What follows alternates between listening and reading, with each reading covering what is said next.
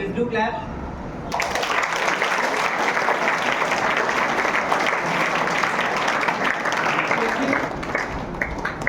शिक्षित हमें बनाते हैं, जीवन जीना हमें सिखाते हैं। शिक्षित हमें बनाते हैं, जीवन जीना हमें सिखाते हैं। जब थक जाते हैं हम हार कर, तो साहस वही बढ़ाते हैं। And now our next few talented students are coming on the stage to remind us about the great personalities who gave their best in education area. So please welcome them with a round of applause.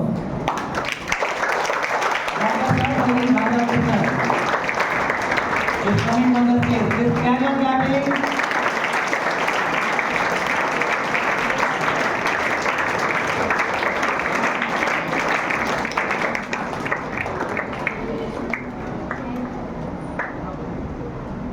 आप सभी के सामने doctor Sarvepalli के रूप में ये बच्चा यहाँ उपस्थित है। डॉक्टर सर्वपल्ली राधाकृष्णन एक महान शिक्षक, दार्शनिक और भारत के दूसरे राष्ट्रपति थे। उनका जन्म 5 सितंबर 1888 को हुआ था, जिसे आज शिक्षक दिवस के रूप में मनाया जाता है।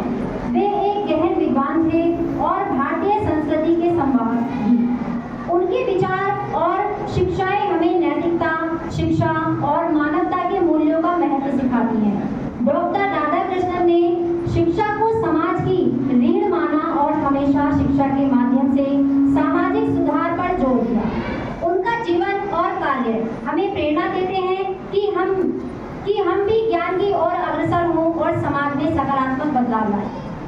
उनका एक छोटा सा इतिहास बनाने में सदियां लग जाती हैं। एक परंपरा बनाने में सदियों का इतिहास लग जाता है। केवल निर्मल मन वाला व्यक्ति ही जीवन में छिपे आध्यात्मिक अर्थ को समझ सकता है। स्वयं के साथ ईमानदार होना आध्यात्मिक अखंडता की अनिवार्यता है। तो अब आपके सामने डॉक्टर सर्वपल्ली अपने कुछ विचार प्रस्तुत करेंगे।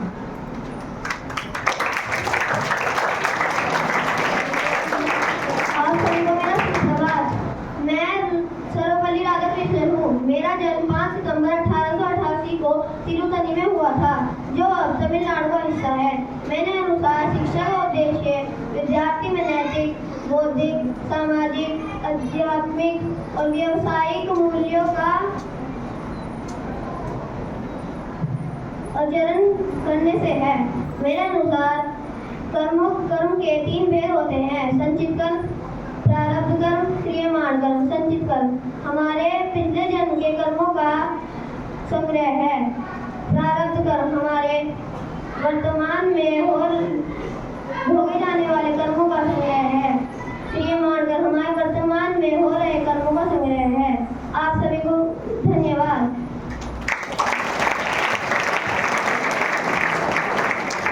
Now, next character is coming here, the great personality Savitribai Phule.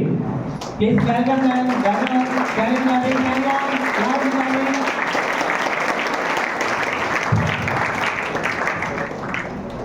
Savitribai Phule Bharatiya Samaj सुधारक, शिक्षिका और मराठी कवियत्री थी।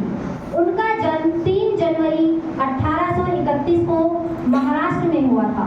सावित्रीबाई और उनके पति ज्योतिराव फुले ने भारत में लड़कियों के लिए पहला विद्यालय स्थापित किया। वह सामाजिक असमानता, जाति व्यवस्था और बाल विवाह के खिलाफ थी।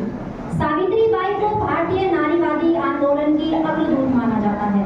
उनका योगदान भारतीय समाज को सुधारने में महत्वपूर्ण रहा है। उनका यह कथन, मेरा मानना है कि शिक्षा हर महिला की मुक्ति की कुंजी है। स्त्रियां सिर्फ रसोई और खेत पर काम करने के लिए नहीं बनी हैं। वह पुरुषों से बेहतर कार्य कर सकती हैं। किसी और को शिक्षित करने से पहले आपको खुद को शिक्षित करना चाहिए। बेटी के विवाह से पहले उसे शिक्षित बनाओ ताकि वह आसानी से अच्छे बुरे में फर्क कर सके। तो अब आपके सामने सावित्रीबाई फुले अपने कुछ विचार प्रस्तुत करेंगी।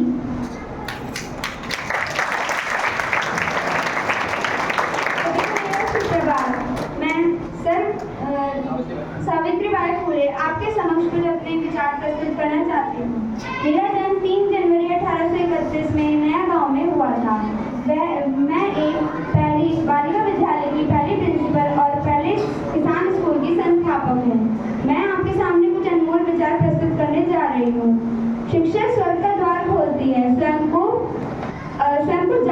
अवसर देती है। दूसरा, स्वाभिमान से जीने के लिए पढ़ाई करो। पाठशाला ही इंसान का सच्चा कहना है। जितना आप जानते हैं उससे आप कभी जान नहीं सकते। धन्यवाद।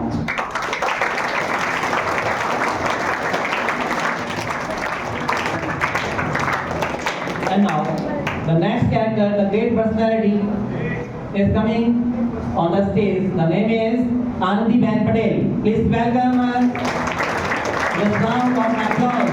Hello, Anandi.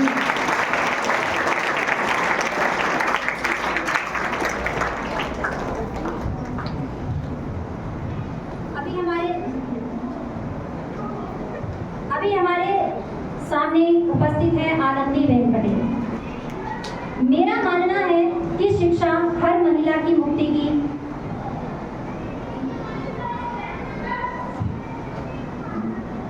भारत की पहली महिला शिक्षा मंत्री आनंदी बेन पटेल थी। उन्होंने 2002 से 2007 तक शिक्षा के लिए कैबिनेट मंत्री के रूप में काम किया। आनंदी बेन पटेल एक प्रमुख भारतीय राजनीतिज्ञ और वर्तमान में उत्तर प्रदेश की राज्यपाल हैं। उनका जन्म 21 नवंबर 1941 को गुजरात में हुआ। वह गुजरात की पहली महिला मुख्यमंत्री बनी और 2014 से 2016 तक इस पद पर रही। भारतीय जनता पार्टी की वरिष्ठ नेता आनंदी बेन ने अपने राजनीतिक करियर में शिक्षा, महिला सशक्तिकरण और स्वास्थ्य के क्षेत्र में कई महत्वपूर्ण सुधार किए हैं। राज्यपाल के रूप में उन्होंने मध्य प्रदेश और छत्तीसगढ़ जैसे राज्यों में भी सेवा दी है। तो आइए सुनते हैं आनंदी बेन पटेल के कुछ शुभ विचार।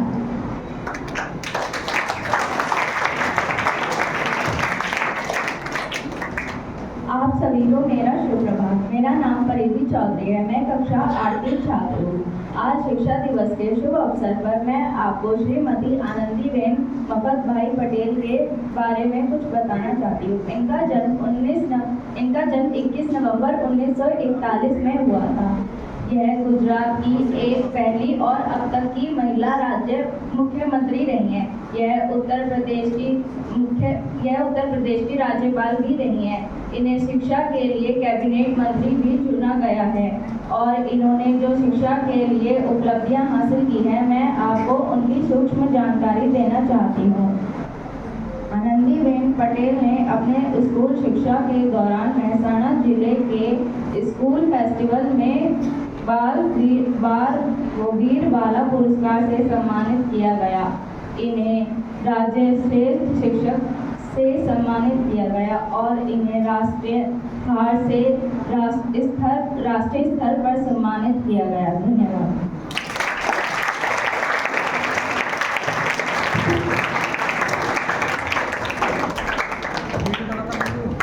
And now, the next character, the great personality, Maulana Azad, is coming on the stage. Please welcome him. Everyone can say.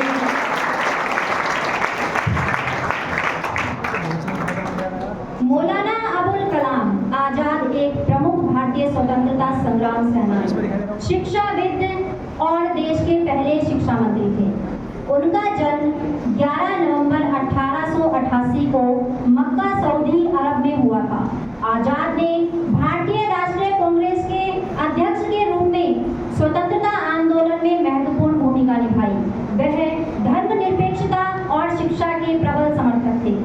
स्वतंत्र भारत के पहले शिक्षा मंत्री के रूप में उन्होंने भारतीय शिक्षा प्रणाली की नींव रखी और IIT, IISc और विश्वविद्यालय अनुदान आयोग UGC जैसे संस्थाओं की स्थापना में योगदान दिया।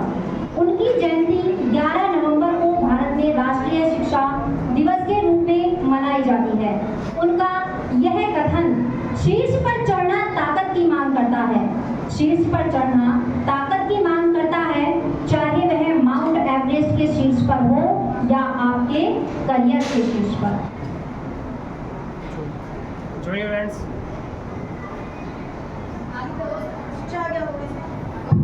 आप भी आओ, अच्छा आप भी आओ, हाथ जोड़ के खड़े होंगे सर। एक बार इन सभी किरदारों का जोर